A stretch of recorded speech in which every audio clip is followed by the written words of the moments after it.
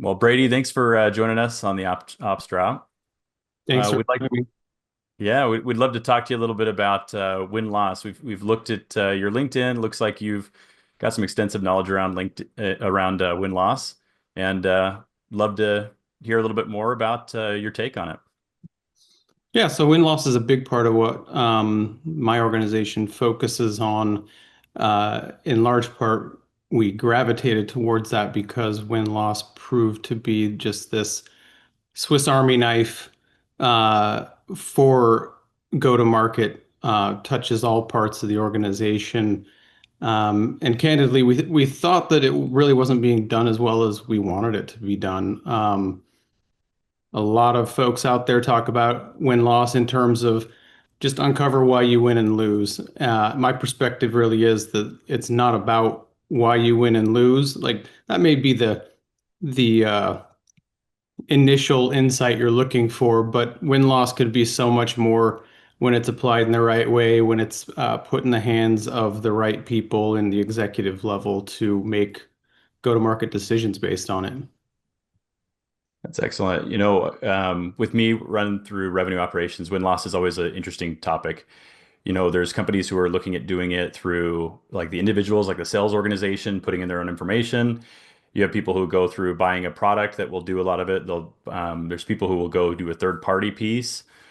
I found from my personal experience, I think the internal process from like a sales rep filling in those fields isn't usually directionally correct from what you're trying to uncover for the whole reason for why you're tracking it. Is there something that do you have a take on that? Like, what are your thoughts on, how that should be done? Well, first of all, if you're not doing anything, get started, right? Even if it Exactly. is something as simple as looking and getting the perspective of individual sales reps.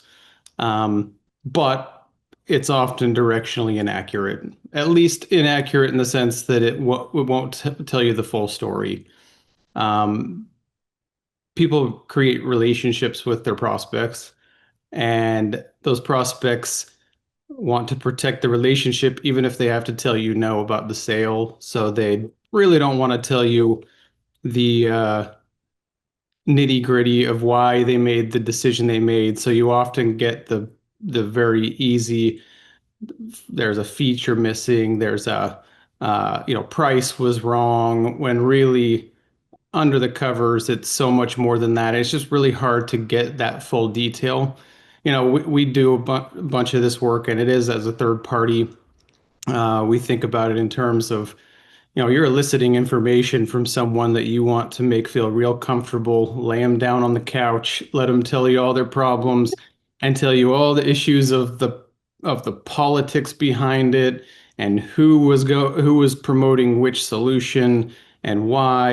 And deals don't get done in a linear fashion, let alone in a logical fashion. So understanding the illogic behind it helps you really start to paint a picture. Once you look across all these opportunities, you start to see insights and their implications emerge in a way that you can't really do it any other way. That makes sense, Brady. I was thinking to myself as you're talking through this, like I'm probably the perfect person to sell into, even though I'm an absolute troll throughout the sales process, because if I don't go with their solution, I'm like, and they're like, why exactly was that? I will give you the full list and I will tell you exactly the sales process through my eyes. But a lot of people aren't going to do that because number one, they might just not care enough or take the time. But also to your point, they've built this whole relationship, especially when it's enterprise sales with their AE. I'd also like to go back to the point where you're like, hey, just get started. If you have no data, you're behind, but like start at least gathering some. I guess thinking like very tactically or tangibly, like how do you work with most organizations to get them started if they don't have anything? Or maybe their close loss or close one reasons just suck and they're like, lost to a competitor or like not the right time, right? I'm just painting the picture of we see this at organizations of all levels, like early stage startup to I've even seen it at large, companies that are even public sometimes where their, Salesforce data is just kind of a disaster. So I guess what do you see out there? And if a, you know, organization is in that position, how do you work with them and where do you usually start? Yeah, it is somewhat dependent on the stage of the organization. Yeah, We tend to work with companies that are, call it 50 million and above in revenue with a lot of opportunities that they're working, um, because we think of it as an ongoing process where each quarter we're trying to understand from a subset of those buyers, what they can tell us. yeah, It's qualitative research. Your goal is always not to come with exactitudes around statistical significance. It's yeah. really about saying if we talk to 15 people, um, is that going to give us the data density, which really is just a fancy way of saying, are we going to start being able to anticipate what the next person is going to tell us based off of The what the themes. have, right? Right. So it's always focus on that when you get to the size where that's possible, right? There's a whole separate um, way that I think about win-loss in the early days. I believe that it is one of the best ways to do customer development in verbiage of like a Steve Blank and the lean startup type folks. It and I actually recommend if folks come to us asking about win-loss, I recommend that they do it themselves, and I'll walk them through our playbook of exactly how we do it.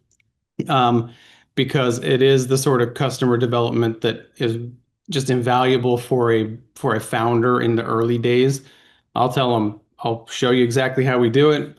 I'll coach you how to do it. And then once you're successful because you've done this work, um, then we can talk about working with you on a bigger scale to do this. But at the end of the day, early days, you're not going to have the data density option available to you.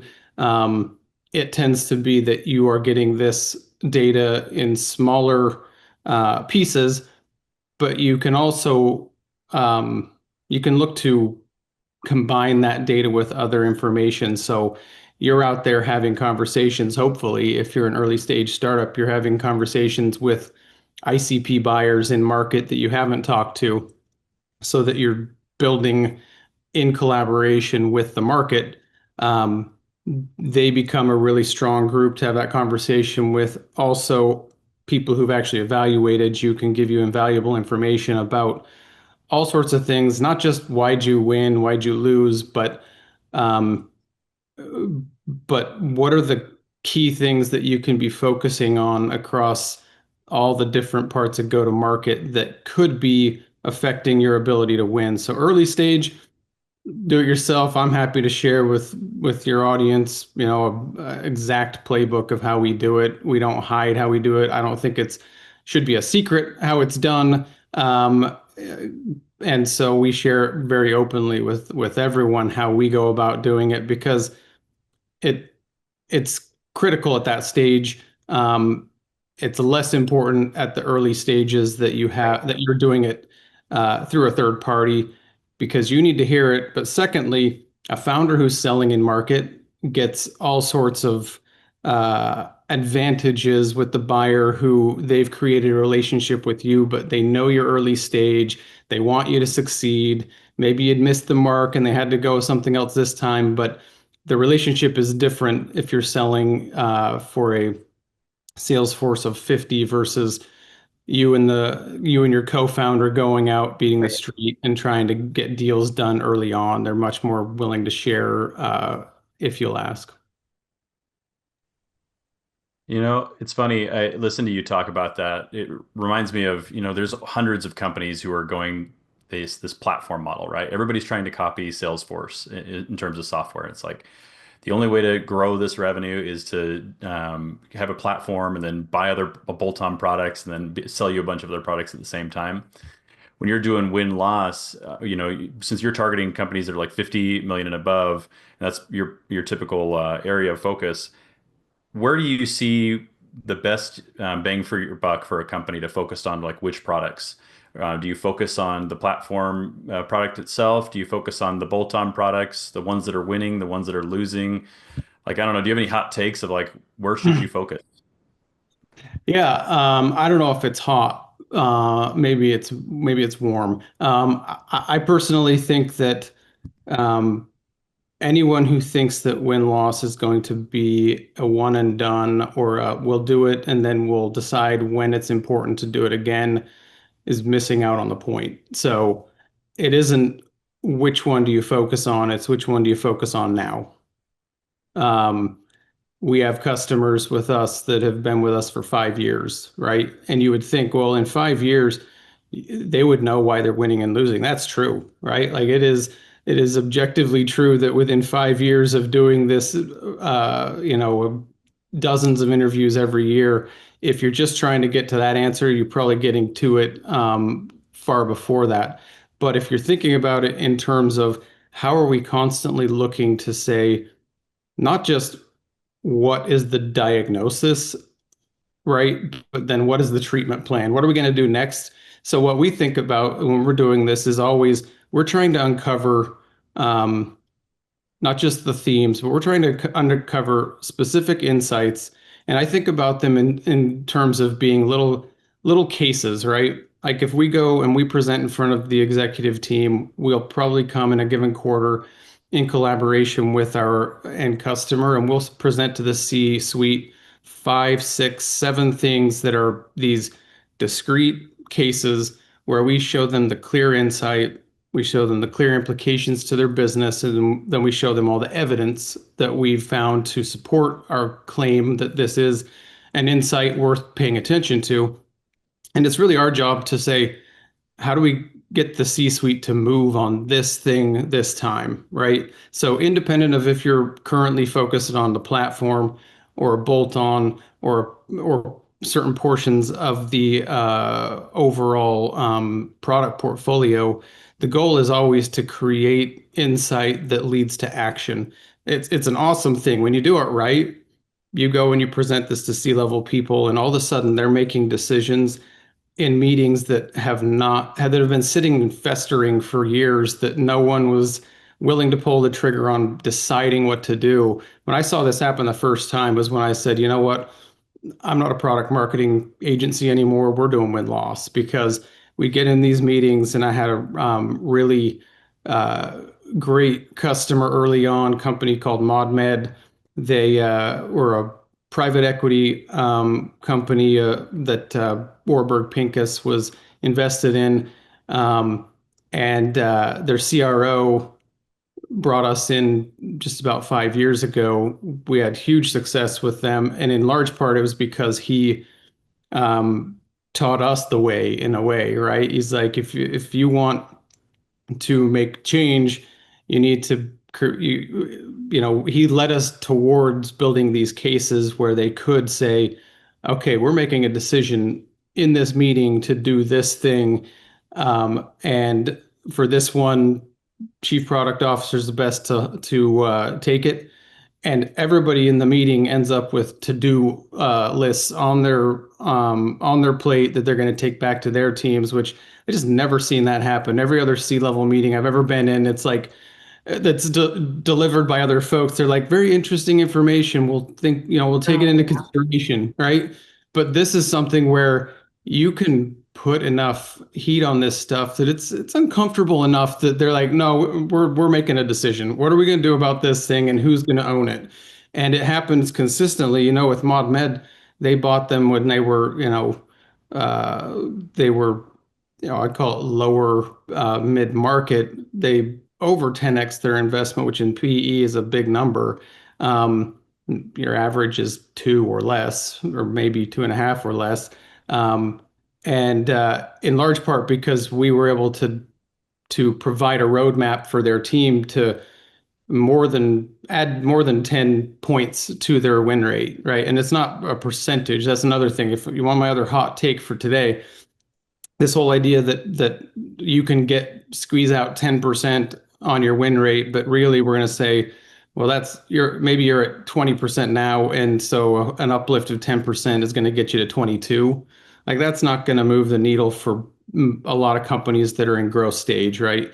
You need to be able to say you're at 20, I can get you to 33, right? Like that is the sort of thing that has to happen higher up. We work with product marketers, product teams, sales ops, but it's always about how do we up level this, get you guys in the C level conversation along with us to make these decisions that are big, not saying, let's just put this information in front of sales reps and hope they're going to make little adjustments. You might be able to squeeze a few percent by doing that, but you're not going to get this huge uplift where all of a sudden it materially affects your outcome as a company. That requires that us as well as the teams in product marketing, sales ops to up level your visibility, up level your ability to have the gravitas in the meeting because in God we trust, all others bring data, and if you're not bringing that type of data, you're missing out on an opportunity. And I know you come from sales ops, Darren. I know you guys are flooded with tons of data.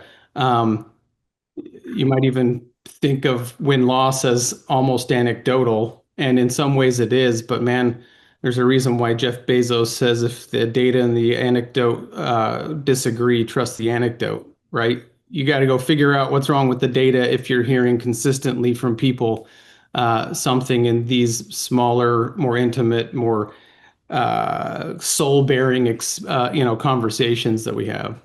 Yeah, it's so accurate, Brady, because you see it quickly too when you have the right people in the room, right? You might have like your operators, and that's, people like myself and Darren saying, hey, collectively, the data is saying this coming from Salesforce, but then, you sit with a group of AEs and within minutes, right, you understand your top sales blockers, right?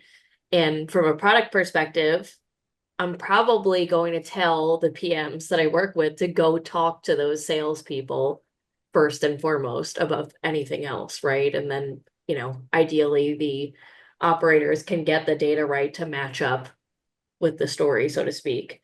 I'm curious too, like, it sounds like the magic coming out of the meetings that you're having with the C-suite about the win-loss data is really that you're finally getting people focused, which is a rarity these days, right? Like people are in a very, very anxious state, um, in startups and tech in particular, because of the interest rates and the, lack of VC cash and all these other things, and just like, a very interesting dynamic with our economy right now, right? So people are kind of jumpy. They've been really leaning into outputs, and that's leading them to be unfocused. So it sounds like digging into this win-loss data on a really consistent basis and kind of making it like the fabric of the company, right? Not just for sales, but for product as well, is really the biggest sort of win here. Yeah. I'm curious to hear your perspective on like, how you bring all those personas into one room and make them all care. Because it sounds like that's part of uh one of your biggest selling points, really, right? Like it's not like you're just getting the CRO to care, you're getting the chief product officer to care, you're getting the CTO to care. And not only are you getting them to care, you're getting them to then take action. Right. Yeah, I mean, the biggest thing from my perspective is I don't I don't have the credibility in that room to say, here's what we should do. Here's my recommendation. I want you to follow it. Yep. What we look to do is we've gone out and had these conversations with buyers, right? People who've evaluated in market. It's demonstrable that they have experienced what you have to offer. It may be variable because, maybe it's a sales execution issue or something like that, but you're going to hear from people who actually evaluated you over a sales cycle. And we actually, one of the sort of things that unlocked it for us is number one, just putting those words of those people right in front of their faces, oftentimes in video, right? Like Yeah. we can have quotes and we do use quotes in our presentations to them, but we'll also do video where the video pops up and all of a sudden they're hearing from a customer, right? Or a Right. regrettable loss, right? Someone they really wish they could have won, and they're telling them exactly what they need. That's huge. Oh yeah, it's the sort of emotional lever that gets people to be like, this is real now, right? This isn't abstract. It's this person is explaining to us exactly what the people behind them are saying. You know, there's maybe six of them are saying the same thing, and this person is just making the case for change to the point where they say, you know, we gotta make this change. And sometimes it's as simple as I'll give you an example. There's a customer of ours who um, they were talking to the market a lot about their own transparency and how they were open with information and transparent in the sales cycle. Yeah. And then their buyers kept saying, you don't act on that because you have this one page on your website. It says pricing. There's no pricing. It also says call to get pricing, but if you talk to someone, they're not going to give you pricing. You need to wait about three times before anyone will tell you Totally. anything about the price, right? Right. And they're like, that's not transparent. That doesn't make sense to us. And in that meeting, I mean, this one was a simple win, but they all look at each other and like, we're killing the pricing page, right? Like Yeah. we may keep whatever's on that page, but it's not going to be called pricing anymore because it's misleading to our buyer, and we lose trust before they ever Yeah. talk to us Yeah. because they're like these guys aren't, you know, being forthright with us. So There's already like an expectations mismatch, right? right, Which usually people are like, oh, expectations mismatch equals churn. Not right, necessarily. It could happen right. much earlier in that sales Oh, process. absolutely. Yeah. And the thing is that getting those people to all like coalesce around some action items you have to do, number one, is focused on not coming in with a bunch of data and charts and being like, let me just give you a data dump of all the stuff we've learned from your buyer. It's about making those cases, right? I think about it in some ways it's similar to folks in product who are making the case for building a feature or building a module or whatever, where you need to come and you need to make your case to the committee about like, okay, should we actually build this? Should this be on the roadmap? And those are really, you know, in my experience, are really, really tightly manufactured cases so that you can make the case to make that decision. I think about this the same way. If I'm going to ask them to change their go-to-market, I'm going to need to make the case for the change based on what we learned. We also do this one thing that I think is uh, critical, which is we don't walk into the room with a bunch of C-level executives and say, here's what we found, here's what you should do, right? Yeah. Like if you want to make C-level folks who are, they didn't get to their position by being wilting flowers and just like do Right. what people say, right? Right. What we're always thinking about is insight, implication, evidence. Let them talk, right? Let them think about what this means for them. My goal is to make sure that when we've gone through that case for change, that they've struggled with it a little bit, that they further brow, that they're like, oh, I don't know, do I buy this or not? And by the time we hit them with evidence, they're like, okay, I buy it. What are we going to do about it? And then for my team, I'm always looking for them to get to the point where the C-level folks involve us in the conversation, right? They start saying, well, what do we do? We Sure. could do this, we could do that. They look at us and they say, what do you think? Right? That's when the recommendation comes. Before Right. that, it's a waste, it's a waste of influence and political capital because no one likes to be told this is exactly what you're going to do. And frankly, whether you're an internal person or an external person, if you're going to make recommendations, it's entirely possible that before you ever arrived on the scene, they tried in one way or another to do whatever you recommended, right? So the goal isn't to be like, let's get in a fight about whether or not this is the right recommendation. I need to move them to say, this is the right problem to solve. Right. This is sufficiently um, substantial and then work with them as a group to come up with a solution that they've owned, that they came up with, and they'll be willing to execute. Because at the end of the day, we're always looking to say, whatever we found last time, we're trying to see it trail off in future rounds of interviews. That success is when the stuff that was hot and really important to the buyer starts to trail off. It's replaced with new things that you can work on, but you're constantly looking to say, have we made a decision that we executed on that then dismissed this problem that was causing us all this grief? And over time, you get into much more, um, uh, I guess the problems become less critical. You still want to solve them, right? Because you can continue to eke out additional win rate out of it, but you're always looking to say, how do we make the big stuff uh, be a non-issue as fast as possible? Right. And the only way to do that is for people in that room to say, let's fix this. How are we going to do this? And unfortunately, I was a product marketer for a long time. I was a sales rep for a long time. Those decisions need folks to be making them at the level that they can say, we're doing this for the whole go-to-market. This is a change that is going to happen in the company, not this is a change that's going to happen in Joe's sales process because Right. No, it has to be that like full buy-in transformation.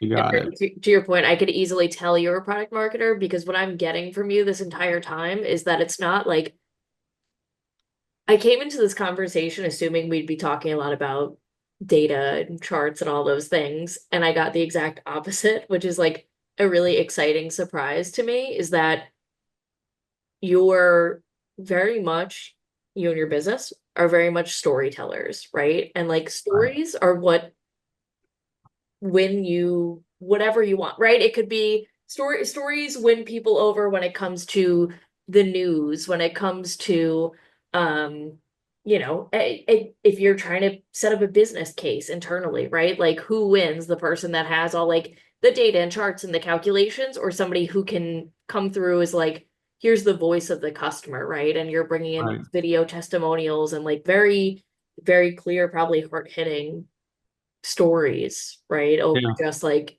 here are the top three, sales blockers, right? And what I'm getting from you is win-loss, I've often thought of as very much a science rather than an art. And it sounds like there's much more art than I previously assumed, which is the right way to go, right? Like all the science that we've put around it has kind of removed the humanity of it, and that's what sales is.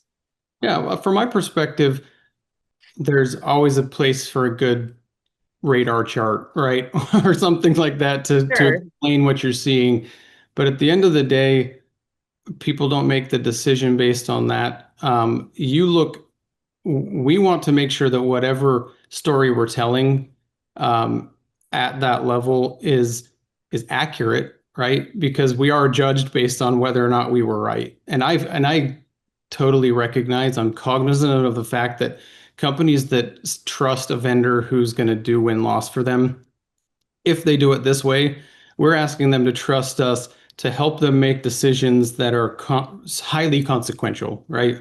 So it takes a lot of trust. We work to earn it because we're not thinking of it as a adjunct to quant data, right? It's not like, oh, you got your quant and then you've got the little brother, qualitative win-loss data over here, and we're still going to try to chart and graph it 4.2 out of 5 and 3.7 out of 5 or whatever. Like that information's great, but what we hear is everyone's like, we need more than data dumps. We need someone to help us understand what it means and what we should do about it.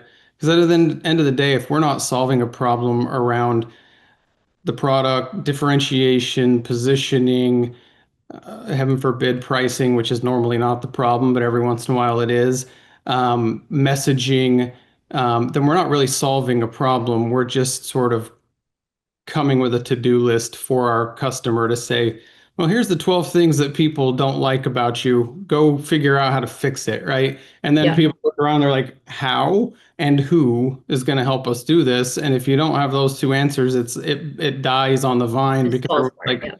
yeah, they're like, we're one of the hard parts about companies, in tech and elsewhere is that the idea of doing this voice of the customer, it becomes this adage that people say, but then you'll talk to folks and you're like, okay, I've seen a recent poll of product marketers asking, how often do you speak to a customer? Not even a past prospect or someone, an ICP buyer, just a customer. And I think the average was something like one a quarter, right?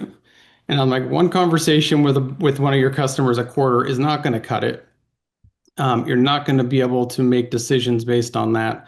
And my horror stories as a product marketer are always the ones where it was like, okay, we're going to get new positioning for next year. Let's all get in a room and we're going to make a decision in the next 90 minutes how we're going to position the company next year, right? And no one brings data and no one brings insight. And we're just kind of saying, well, what do you think? And what have you heard the executives talking about? And oh, our biggest customer complains about this thing, so let's talk about that. So it's the surefire way to like miss the mark. Even if early days, companies will build really good, the best founders, I think, always get the escape velocity to like become a real company because they did this type of work and talked to a ton of people to make sure that they have the right idea of what they're going to go build. They then go build it and they have a ton of success. They're no longer doing that work. They got other things to focus on and it starts to drift. And it's like that thing where, if you're a degree or two off over time, all of a sudden you look up and you're 30 degrees off because it just compounds over time. And if nobody's talking to the customer, all of a sudden you wake up one day and you're like, why is our messaging around making a dent in the universe and breaking things and all this not working with this buyer? And you're like, well, because you've already sold to every early adopter and now you're selling to Sally in HR and she has no desire to make a dent in anything, right? She needs to buy your category. She needs to keep up with what the market's doing, but you're going to kill yourself thinking that whatever worked before is going to work because your founder heard it from buyers 5 years ago. The world moves on and the adoption of your category moves on, and you miss all that stuff if you're not talking to people. And win-loss is one of the most incredible ways to get at this information. We used to do a lot more individual type projects, like we would do personas all by themselves. Right. It's pretty costly to do. And we'd go out to people who were never talked to you and build these personas, or we would go do positioning and maybe differentiation testing with buyers in market. It was very expensive, took a lot of time. As soon as I realized, well, these buyers are right here, and like we can ask them about why they chose to buy or not to buy, but they're also the perfect people to then say, well, one of the big problems here is that we're not differentiating because all of them are saying, well, everybody seemed like the same, so I bought whichever one I thought like I liked them the best, right? Okay, well, now we need to go back and actually build a case for what differentiation you should put in market, and they actually turned out to be like the ideal people. They've evaluated your market, they've evaluated your competitors, and if you go to them and say, I know you didn't buy before and I know what you were told sounded a lot like this. What if they were to talk about the problem in this way instead? Is that more compelling to you than this way? And all of a sudden, you'll get them to light up and be like, well, if they would have told me that, like, this may have been an entirely different conversation we would be having because those things I really care about, where they were talking about these three things that they're really good at, but I don't really care about. And over time, like all of a sudden, you're fixing go-to-market problems one by one in a way that I just haven't seen anybody able to do without win-loss at the core. I love hearing you talk about customer surveys as well because, win-loss is a really great data point, and it's something that helps you understand like how to go to market and how to communicate with your customers. But I do think, you're spot on. Like most companies don't continue to do enough customer surveys or churn surveys. Like if a Right. customer leaves and let's say you have a sales rep, you've given them really great insights from a win-loss survey on how to go to market. And then the product itself is still a problem. And so therefore you have churn on the back end, even though you won the client. So you could be winning up front, but like bleeding out the back end. And Yeah. without like tying that customer survey and churn surveys to your win loss to understand what's really going on with your products in correlation with what's going on with the customer, that's really like that full solution, that full package that helps a company really like execute on the insights they're getting. Yeah, no, that's a good point. And we sometimes, in the context of our program, will point our efforts at churn, right? And just talk to churn customers and understand why they left. Even on the front end, we get a lot of previews about what the churn is going to look like because people will tell us, I was told this in sales and I'm currently in implementation and it's not what they told me it was going to be, or that, I thought this was going to be a whole lot easier. It turns out it's a lot harder. There's features they said they would have by now and they didn't have it. All this stuff where you like start to realize that churn starts like the day they sign the contract, right? Like every customer will churn eventually, even if by death, right? Like there's a Yeah. certain like limit to how long you will keep a customer. And you can start on day one, like disadvantaging yourself. And if you don't think about it in terms of, are we actually fulfilling whatever promise we made in the sales cycle on day one, you're going to start to realize that we have conversations where they're like, I signed 2 months ago and I'm in this contract, but I might buy another software and run it alongside this because I'm that upset with how this has gone, right? Yeah. And then if you think about like the span in between that and the actual renewal date, where all these, customer success folks are like, well, they say they're happy, and so I'm going to put them as green. I always tell people like if somebody says they're happy and they don't want to meet with you for quarterly reviews or anything, uh, they're your churn risk, right? I would love for the customer to be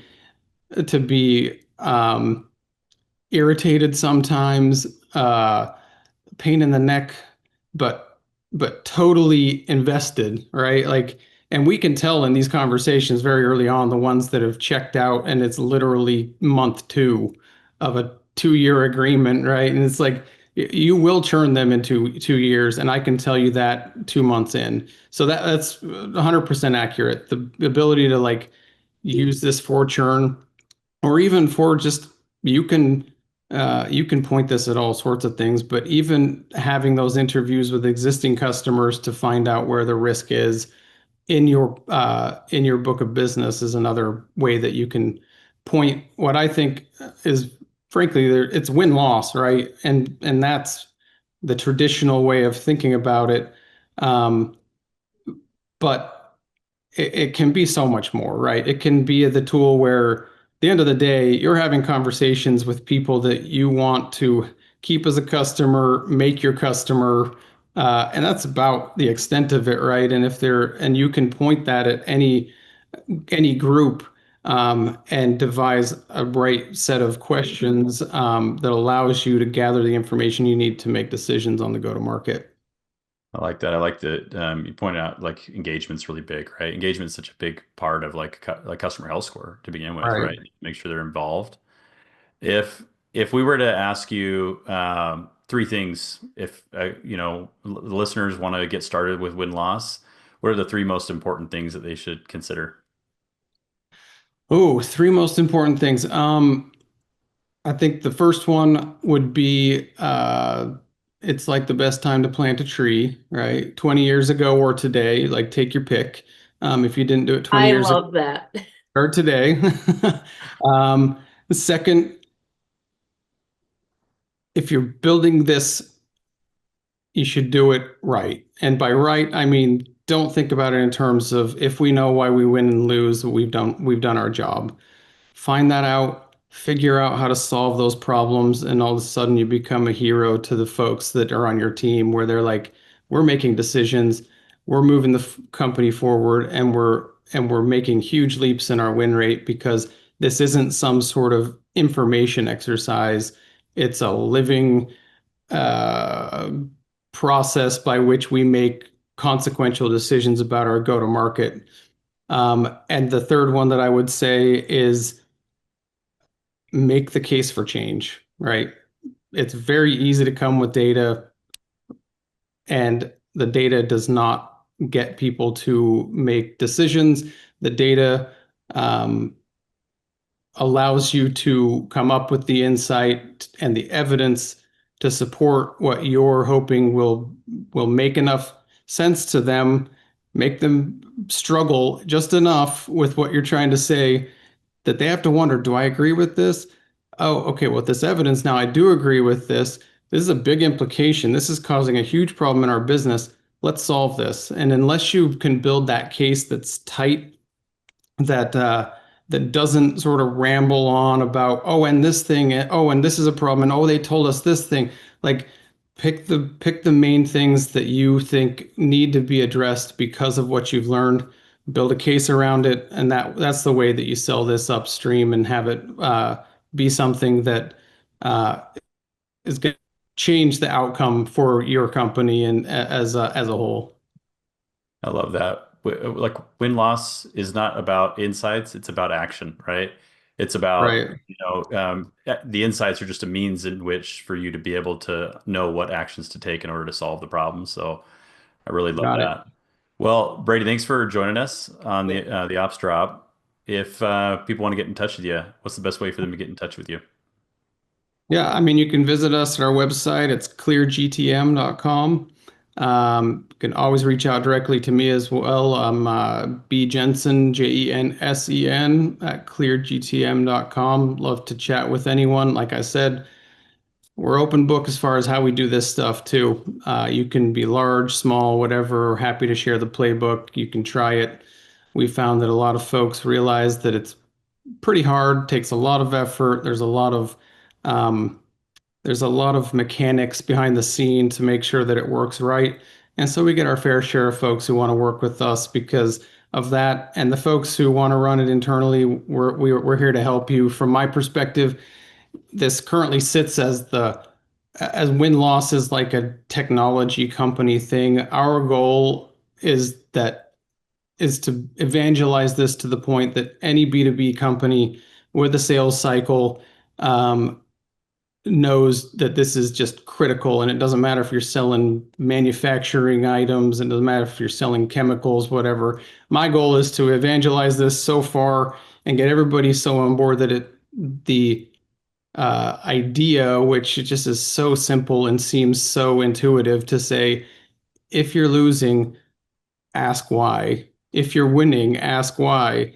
And yet it happens so infrequently. And when it does, it happens in these piecemeal efforts of put a drop down on a CRM where, man, the investment pays off in such a huge way if you're doing this stuff. And we want this to become ubiquitous where every B2B company is like, yeah, of course we do this thing. And we found some great ways to do it, and we're happy to share. Love it. Thanks again for joining us. Yeah, thank you. Thanks for having me.